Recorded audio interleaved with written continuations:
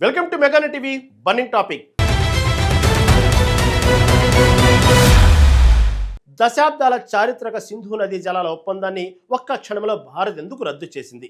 రక్తం నీరు ఒకే చోట ప్రవహించలేవు అంటూ ప్రధాని మోదీ సంధించిన ఆ వజ్రాయుధం లాంటి మాటల అసలు అర్థమేమిటి? పాకిస్తాన్ చేస్తున్న దిగజారుడు డ్రామాలను అమెరికాలో భారత రాయబారి వినయ్ క్వాత్రా ఎలా ఎండగట్టారు? ఉగ్రవాద సామ్రాజ్యాన్ని పూర్తిగా కూల్చివేయకపోతే ఇస్లామాబాద్కు రాబోయే కాలంలో జరగబోయే ఆ ముప్పు ఏమిటి? ఈ ఉత్కంఠభరితమైన సరిహద్దు రహస్యాల గుట్టు విప్పే పూర్తి డీటెయిల్స్ ఏంటో తెలుసుకోవాలంటే లెట్స్ వాచ్.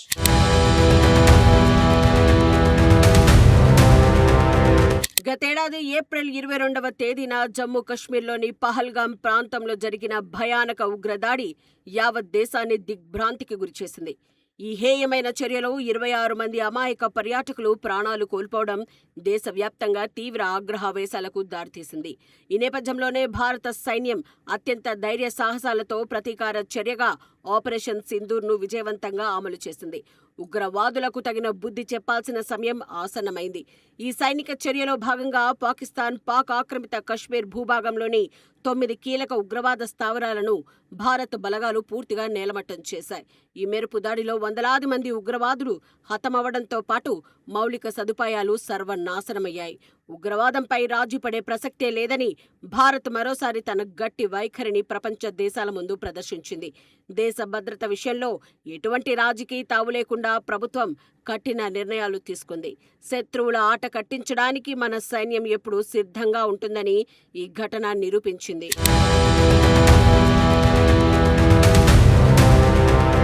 ఉగ్రవాద దాడుల నేపథ్యంలో భారత్ అత్యంత కీలకమైన నిర్ణయం తీసుకుంటూ 1960 నాటి చారిత్రక సింధు నదీ జలాల ఒప్పందాన్ని నిరవధికంగా రద్దు చేసింది.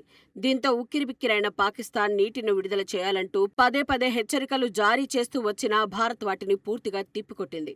అతి సర్వత్ర వర్జయ్యే తన్న సూత్రం ప్రకారం ఇరుగు పొరుగు దేశం అతిగా వ్యవహరిస్తే సహించేది లేదని భారత్ తేల్చి చెప్పింది. పాకిస్తాన్ తన అంతర్గత రాజకీయ సంక్షోభాలు, వైఫల్యాల నుంచి ప్రజల దృష్టిని మళ్లించేందుకే ఈ నీటి విడుదలను తెరపైకి తెస్తోందని విశ్లేషకులు స్పష్టం చేస్తున్నారు. భారత్ మాత్రం రక్తం నీరు ఒకే చోట ప్రవహించలేవని చాలా స్పష్టమైన సందేశాన్ని అంతర్జాతీయ సమాజానికి అందించింది. శత్రు దేశం చేస్తున్న బెదిరింపులకు భయపడే ప్రసక్తే లేదని భారత నాయకత్వం కుండబద్దలు కొట్టింది.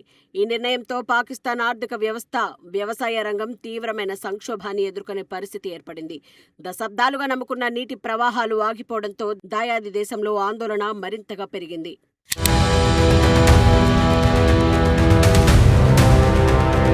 ఈ మొత్తం పరిణామాలపై అమెరికాలో భారత రాయబారి వినయ్ క్వాత్రా అత్యంత స్పష్టమైన విషయాలను వెల్లడించారు. పాకిస్తాన్ తన గుడ్ విల్ అండ్ ఫ్రెండ్షిప్ విలువను ఎప్పుడో కోల్పోయిందని ఆయన నిర్మోహమాటంగా చెప్పారు. పాకిస్తాన్ తన సొంత దేశంలోని వైఫల్యాలను కప్పిపుచ్చుకోవడానికి భారత్పై నిందలు మోపుతోందని ఆయన ఎత్తి చూపారు. పహల్గాం ఉగ్రదాడికి తగిన మూల్యం చెల్లించుకోక తప్పదని, అందుకే భారత్ ఈ కఠినమైన నిర్ణయాలు తీసుకుందని ఆయన వివరించారు. ఒకవేళ ఇస్లామాబాద్ నిజంగానే శాంతియుత చర్చలు కోరుకుంటే ముందుగా ఉగ్రవాద మూలాలను పూర్తిగా తుడిచిపెట్టాలని డిమాండ్ చేశారు. దశాబ్దాలుగా పాకిస్తాన్ అనుసరిస్తున్న ద్వంద్వ వైఖరిని అంతర్జాతీయ వేదికలపై ఆయన ఎండగట్టారు.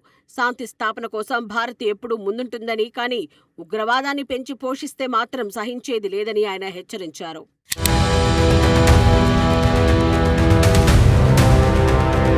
పాకిస్తాన్లో ద్వైపాక్షిక సంబంధాలు మెరుగుపడాలంటే ఆ దేశం ముందుగా తన భూభాగంలోని ఉగ్రవాద సామ్రాజ్యాన్ని పూర్తిగా కూల్చివేయాలని వినయ్ క్వాత్రా తేల్చి చెప్పారు.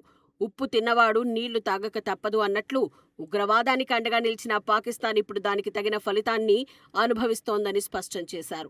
ఇరు దేశాల మధ్య సత్సంబంధాలు ఉండాలనే ఉద్దేశంతోనే 60 ఏళ్ల క్రితం సింధు ఒప్పందం కుదిరినా పాక్ తన చేష్టలతో ఆ నమ్మకాన్ని వమ్ము చేసింది. అర్ధ శతాబ్దానికి పైగా ఆ దేశం ఉగ్రవాదాన్ని ప్రభుత్వ విధానంగా మార్చుకుని భారత్కు వ్యతిరేకంగా కుట్రలు పన్నుతూనే ఉంది. ఈ నేపథ్యంలో నమ్మకం లేని చోట ఒప్పందాలకు అర్థం లేదని భారత్ భావించడంతో పూర్తి న్యాయం ఉందని అంతర్జాతీయ నిపుణులు అభిప్రాయపడుతున్నారు. చర్చల మేజా బూజు దులపాలంటే ముందుగా హింసాత్మక మార్గాలను పాకిస్తాన్ పూర్తిగా విడనాడాల్సిందేనని ఆయన స్పష్టం చేశారు.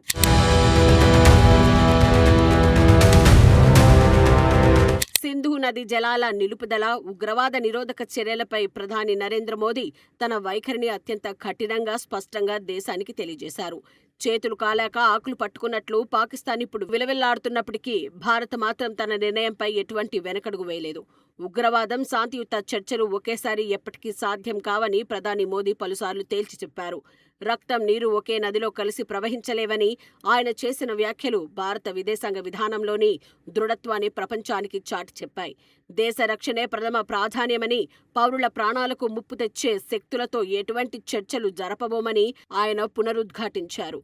ప్రధాని మోదీ తీసుకున్న ఈ సాహసోపేతమైన నిర్ణయానికి దేశ ప్రజల నుంచి సంపూర్ణ మద్దతు లభించింది. భవిష్యత్తులో కూడా దేశ సమగ్రతకు భంగం కలిగించే ఏ ఒక్క అంశాన్ని సహించేది లేదని ఈ పరిణామాలు స్పష్టం చేస్తూ ఉన్నాయి.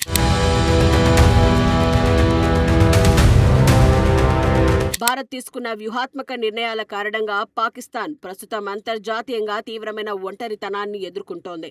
ఇంట్లో ఈగల మోత, బయట పల్లకీల మోత అన్నట్లుగా ఆ దేశ పరిస్థితి తయారైంది. తన అంతర్గత ఆర్థిక సంక్షోభాన్ని, రాజకీయ అస్థిరతను కప్పిపుచ్చుకోవడానికి అక్కడి నాయకులు భారత్పై యుద్ధ భయాలను సృష్టిస్తున్నారు. కానీ ప్రపంచ దేశాలు ఇప్పుడు పాకిస్తాన్ మోసాలను స్పష్టంగా గ్రహించాయి. కాబట్టి ఆ దేశపు ఆరోపణలను ఎవరూ నమ్మడం లేదు. ఉగ్రవాదానికి నిలయంగా మారిన దేశానికి ఏ దేశం కూడా ఆర్థికంగా లేదా రాజకీయంగా మద్దతు ఇవ్వడానికి ముందుకు రావడం లేదు. భారత్ తీసుకున్న ఈ కఠినమైన, చారిత్రాత్మకమైన నిర్ణయం వల్ల సరిహద్దుల్లో ఉగ్రవాద కార్యకలాపాలు గణనీయంగా తగ్గుముఖం పట్టాయి. దేశ భద్రతను కాపాడుకోవడంలో భారత్ అనుసరిస్తున్న ఈ కఠిన విధానం భావితరాలకు ఒక బలమైన పునాదిగా మారుతుందనడంలో ఎలాంటి సందేహం లేదు.